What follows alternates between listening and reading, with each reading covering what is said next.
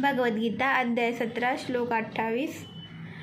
अश्रद्धया हुतं दत्तं तपस्तंग कृतञ्च यत् असदित्युच्यते पार्थ न च तत्प्रेत्य नो इह.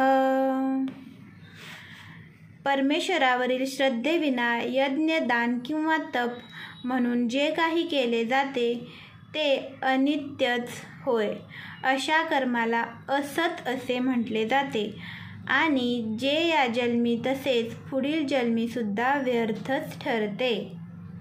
ओम तत्सदिति. श्रीमद्भगवद्गीतासु उपनिषत्सु ब्रह्मविद्याया योगशास्त्रे श्रीकृष्णार्जुनसंवादे श्रद्धात्रयविभागयोगो नाम 17